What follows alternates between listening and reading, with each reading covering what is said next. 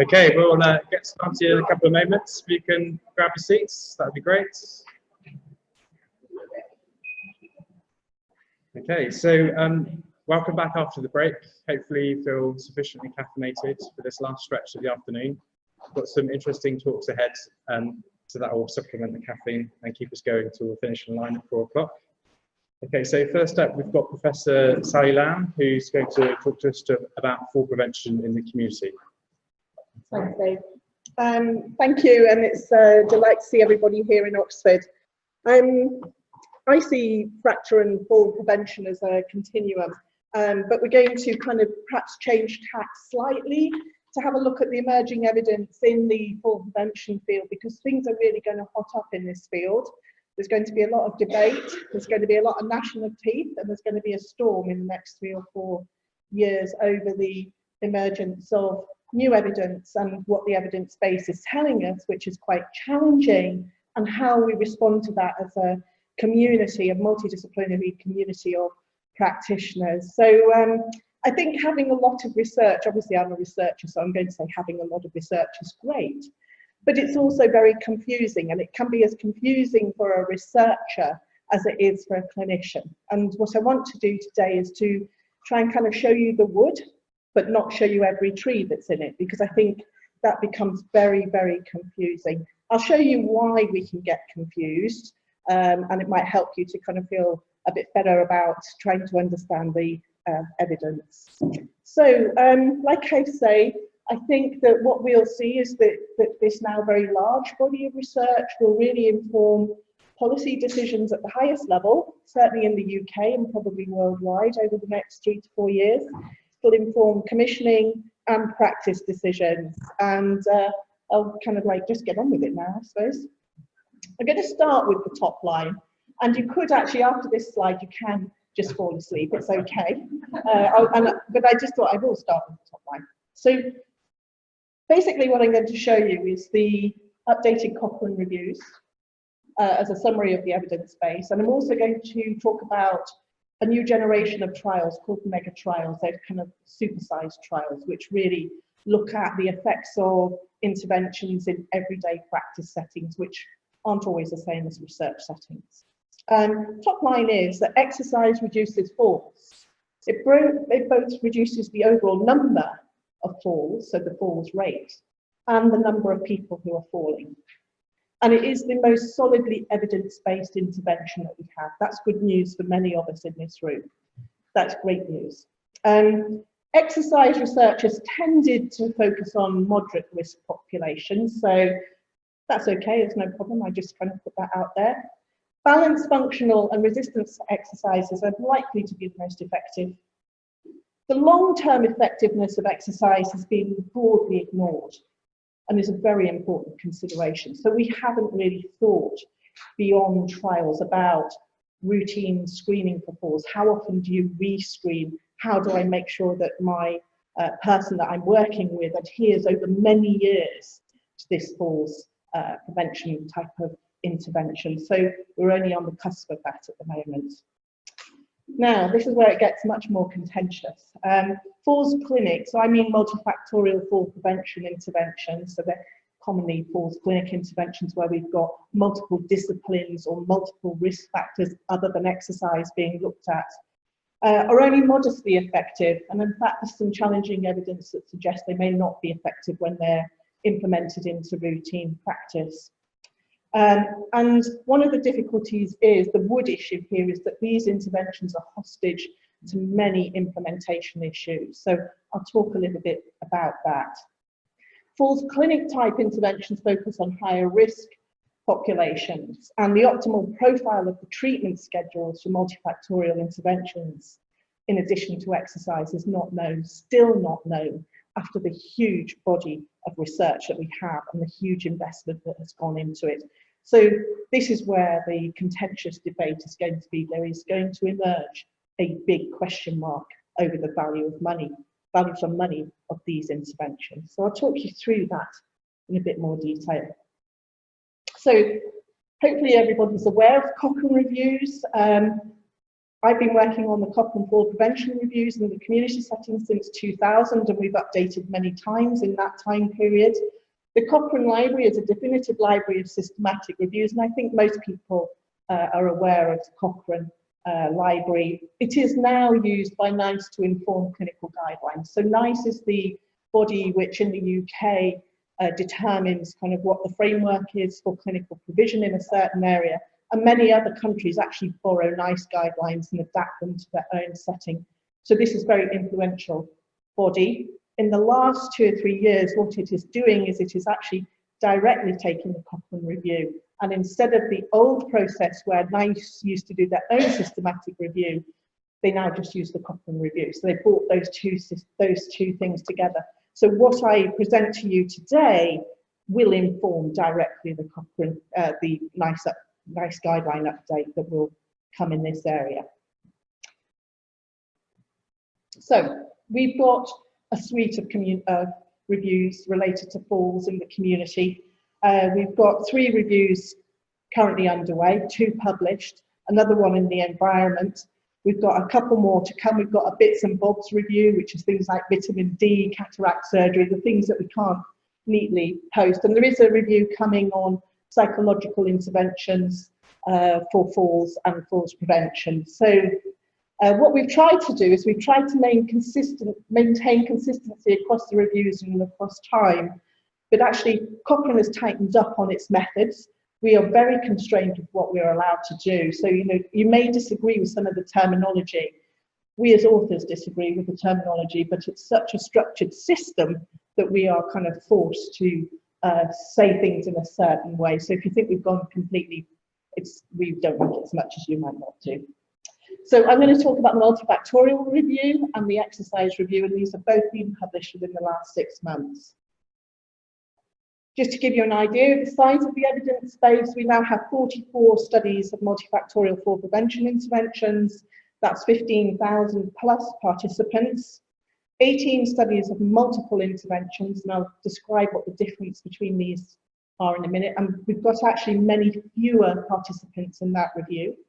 And we've got 108 studies of exercise and over 23,000 participants there. Fortunately, we're seeing a broader range of outcomes being included, still not as broad as we would like and still not as consistently reported in trials as we would like, but nevertheless quite, improving, I think I'd say. These trials come from a broad range of countries. They predominantly come from the UK, Australia, the Netherlands, and the USA. But actually, if you have a look, there's about 5 or 6 studies in each of the reviews that comes from a wide variety of different countries: Thailand, Korea, South American countries. So we're getting quite a lot of diversity in where the studies are coming from. Good thing. Also quite challenging for us because context is important with these types of interventions and complex interventions. And the Cochrane methodology doesn't allow us to really explore those types of variation and impact on the data. So what's the definition of interventions? Multifactorial interventions are those interventions where we do an individualized risk assessment on the patient, and then we match the treatments to that individualized risk assessment.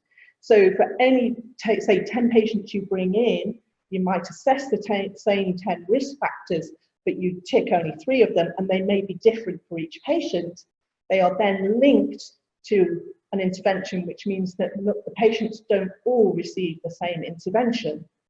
And also, the risk factor profile and the treatments might differ across trials as well. So again, it becomes a little bit more complex. Multiple component interventions are where we just quite clearly say, all patients are going to have an environmental intervention, all patients are going to have a medication review, and all patients are going to have a footwear review, for example. And everyone gets it regardless of their individualized risk assessment. So that's the fundamental difference. And of course, this multiple component intervention can end up being more expensive because you're theoretically delivering interventions that the patient may not need. So, next problem that we face with this literature: quality is improving, but in my opinion, it's not good enough still. Cochrane gets us to kind of use this green, amber, red system. I'm a clinical trialist, to be quite honest. The amber should be red. These are what we call open label studies. The patient knows what they're getting, the person who's delivering it knows what they're getting, and it becomes very easy for the investigator to know what the patient is getting. And many of the studies do not report what steps they have taken to make sure that the investigators don't know. And if it's not reported, it comes up as an amber. Now, for me, that should be a red. Open label, high risk of bias. So quality is good where it's green. Quality is questionable where it's not. Challenging. That's a bit washed out, the colours. This slide is a network diagram which looks at the multifactorial fall prevention interventions and basically shows that we have very poor replication of interventions across the body of trials. So you can see that there's actually only 2 trials, 1, 2, possibly 3, I can't see from here, who have looked at all of the risk factors that might be included. And then if we go across, you can just see gradually as you go across the slide, there's fewer and fewer trials that have used all of the interventions. And that means that we're trying to combine apples and oranges a little bit. It kind of, there's not a lot we can do about it. We combine it anyway, but there's a lot of additional information that might lie in there that we currently can't extract very well. With the multiple interventions, the difficulty we have is that we have very few replicates, again, of the same intervention program. So it becomes very difficult for us to give you any kind of further advice and say, these don't appear to work very well. Because there's not a lot of replication, we can't tell you which elements work best. And that's something that we as the research community have to think about, how do we address that best as we go forwards. So if we have a look at the results of the multifactorial and the multiple to begin with, what we see is that the multifactorial intervention will reduce the risk of falling by about 23%. There's a bit of an estimate, a margin on that, but it will not reduce the number of fallers. So we have very little impact. We might reduce a fall or 2 across a large number of people, but to actually shift the person from being a faller to a non-faller, it doesn't do that. So that might be because this is a higher risk, in general, higher risk population, and we shouldn't expect that. But certainly it's indicative of it being less effective in general, because when we have a look at the results for exercise, what we see is that exercise can actually shift both a reduction in the rate of falls, but it can also shift the number of people who are falling, and that is significant. The other thing that we see in the multifactorial interventions is we see a very variable effect, and we see that over time the effect is actually narrowing. As more people try to replicate this, as it moves from the hands of highly experienced investigators and clinicians into kind of perhaps less able, or regular everyday folks, it actually becomes much more difficult to replicate the effects. So there'll be 2 mega trials that publish in the next year or 2. There's a trial that we've done, which is called Prevention of Fall Injury Trial, which is nearly 10,000 people, where we've taken people from 63 practices and been able to do a head-to-head comparison of advice versus exercise versus multifactorial. There's also a study in the US, very similar because we collaborated together, but they're only looking at multifactorial versus advice. They're a bit behind us, so it'll take them a little while to come through. And these are our top line results. What we show, which is broadly reflected in the Cochrane reviews, is that using a standard, very widely used intervention, the Otago program, applied in many different regions in the UK in a format that is very common. We've particularly picked a common intervention that reflects good practice, but not exceptional research practice. So it's kind of like really good everyday standard.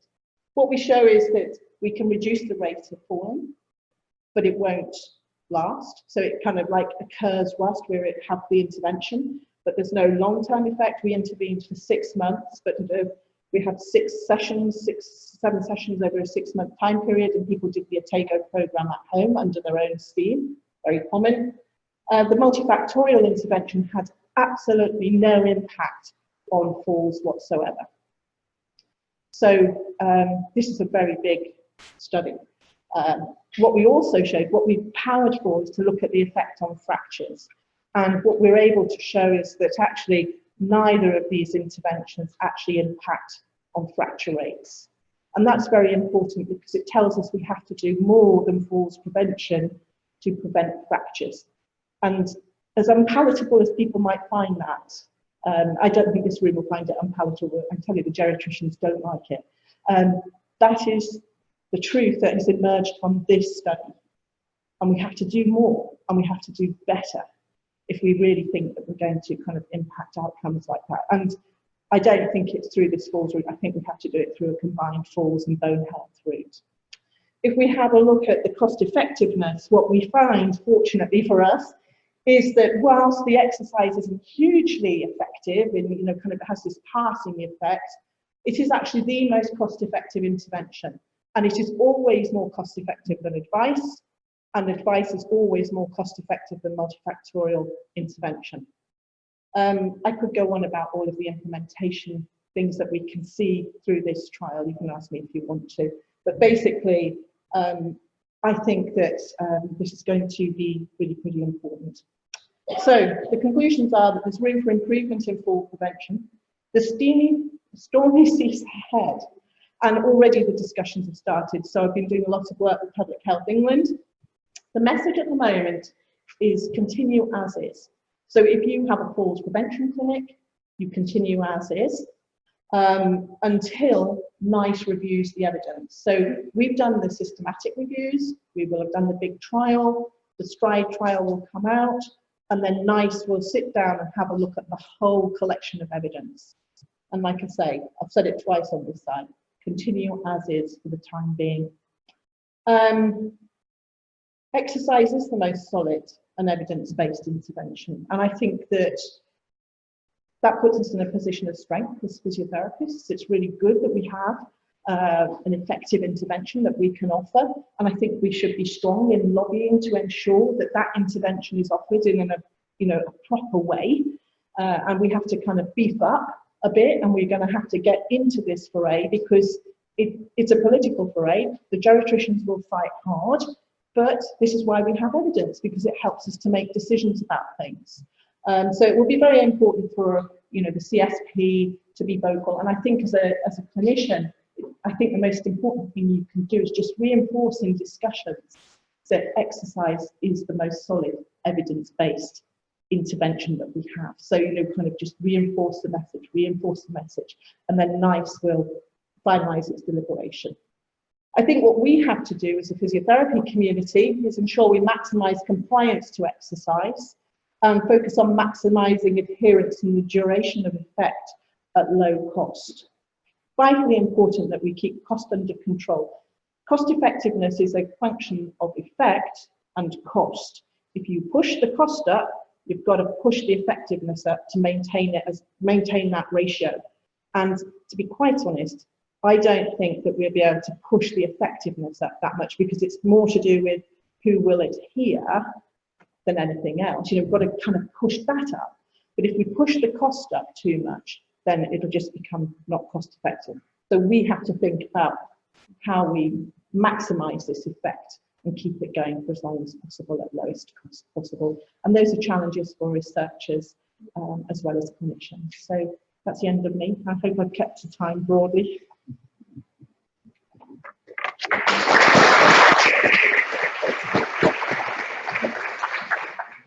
Thanks very much, Sally. We'll